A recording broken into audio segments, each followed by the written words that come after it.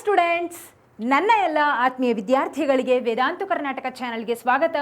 ನಾನು ನಿಮ್ಮ mathematics mentor Vaishnavi.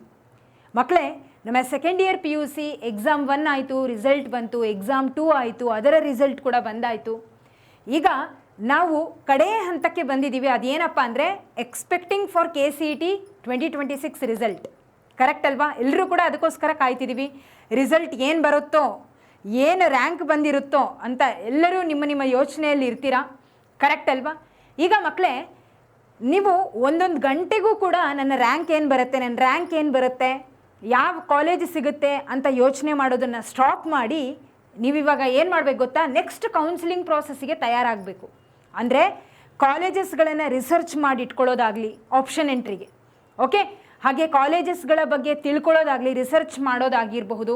ಇನ್ನು ಡಾಕ್ಯುಮೆಂಟ್ಸ್ಗಳ ಒಂದು ಏನಂತ ಹೇಳ್ತೀವಿ ಲಿಸ್ಟ್ ನಿಮ್ಮ ಹತ್ರ ಇರಬೇಕು. ಡಾಕ್ಯುಮೆಂಟ್ಸ್ಗಳು ಏನೇನು ಬೇಕೋ ಅದಕ್ಕೆಲ್ಲ starting from your class 10th marks ಕಾರ್ಡಿಂದ ಹಿಡಿದು ಹೇಳ್ತಿರೋದು ಎಲ್ಲ ಡಾಕ್ಯುಮೆಂಟ್ಸ್ಗಳು ಕೂಡ ನಿಮ್ಮ ಹತ್ರ ಇರಬೇಕು.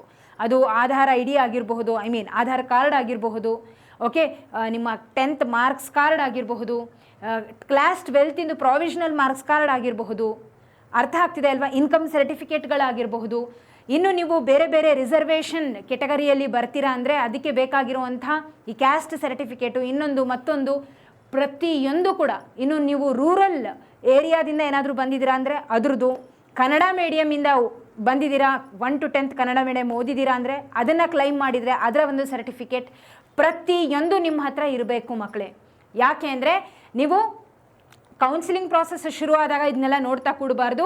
ರಿಸಲ್ಟ್ ಬರೋ ಮುಂಚೆನೇ ನೀವು ಮೆಂಟಲಿ ಇದ್ರ ಬಗ್ಗೆ ಪ್ರಿಪ್ರೇಷನ್ ಮಾಡ್ಕೊಂಡಿರಬೇಕು, ಓಕೆ. ಆ್ಯಂಡ್ ಸ್ಪೆಸಿಫಿಕ್ ಆಗಿ ನಾನು ಹೇಳಿದ ಹಾಗೆ ಡಾಕ್ಯುಮೆಂಟ್ಗಳ ಲಿಸ್ಟ್, ಹಾಗೆ ಡಾಕ್ಯುಮೆಂಟ್ಸ್ಗಳು ಏನೇನು ಬೇಕೋ ಅದನ್ನೆಲ್ಲ ನಿಮ್ಮ ಹತ್ರ ಇಟ್ಕೊಂಡಿರಬೇಕು. ಆ್ಯಂಡ್ ದೆನ್ ಕಾಲೇಜಸ್ಗಳ ಲಿಸ್ಟ್ ಕೂಡ ನೀವು ಮಾಡಿ ಇಟ್ಕೊಂಡಿರಬೇಕು, ಅದ್ರ ಬಗ್ಗೆ ರಿಸರ್ಚ್ ಮಾಡಿರಬೇಕು. ಇಂತಿಂಥ ಕಾಲೇಜಸ್ಗಳು ಚೆನ್ನಾಗಿದೆ ಅನ್ನೋದು ನಿಮ್ಮ ನಾಲೆಡ್ಜಲ್ಲಿ ಆಲ್ರೆಡಿ ಇರಬೇಕು, ಓಕೆ. ಆ್ಯಂಡ್ ಪ್ಯಾನಿಕ್ ಆಗೋ ಅಗತ್ಯ ಇಲ್ಲ, ಏನು ಚಿಂತೆ ಮಾಡಬೇಡಿ, everything is going to be all right.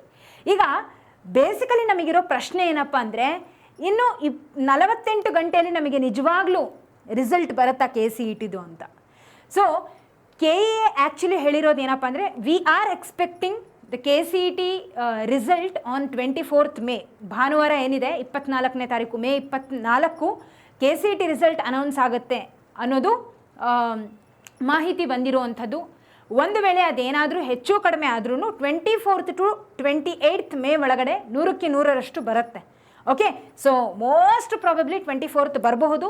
ಇಲ್ಲ ಅಂದರೆ ಅದೇನಾದರೂ ಹೆಚ್ಚು ಕಡಿಮೆ ಆದರೆ ಖಂಡಿತ KEA ಪೋರ್ಟಲಲ್ಲಿ ಅದ್ರ ಬಗ್ಗೆ ಇನ್ಫಾರ್ಮೇಷನ್ ಸಿಗುತ್ತೆ, ಓಕೆ. ಅಥವಾ ಈ ಒಂದು ಎಜುಕೇಷನ್ ಮಿನಿಸ್ಟರ್ ಇನ್ನೊಬ್ಬರು ಯಾರಾದರೂ ನಮಗೆ ಇದ್ರ ಬಗ್ಗೆ ಮಾಹಿತಿ ಕೊಡ್ತಾರೆ ಅಂತ ನಾವು ಕೂಡ ಎಕ್ಸ್ಪೆಕ್ಟ್ ಮಾಡ್ತಿದ್ದೀವಿ.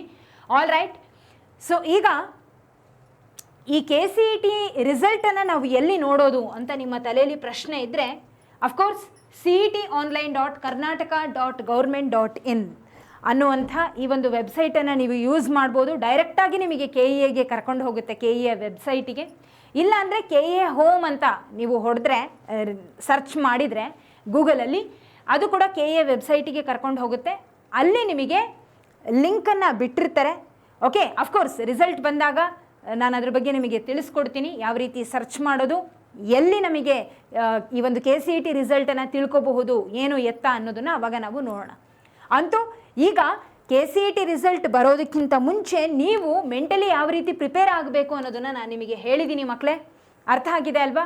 ಸೊ ಬೇಕಾಗಿರುವಂಥ ಡಾಕ್ಯುಮೆಂಟ್ಸ್ಗಳು, ಇನ್ನೊಂದು ಮತ್ತೊಂದು ಕಾಲೇಜಸ್ಗಳ ಬಗ್ಗೆ, ಹಾಗೆ ಯಾವ ಬ್ರ್ಯಾಂಚ್ ಪ್ರತಿಯೊಂದನ್ನು ಕೂಡ ನೀವು ಇವಾಗಲೇ ಸ್ಟ್ರಾಂಗ್ ಆಗಿ ರೆಡಿಯಾಗಿ ಇಟ್ಕೊಂಡಿರ್ರಿ. ಅರ್ಥ ಆಗ್ತಿದೆ ಅಲ್ಲ?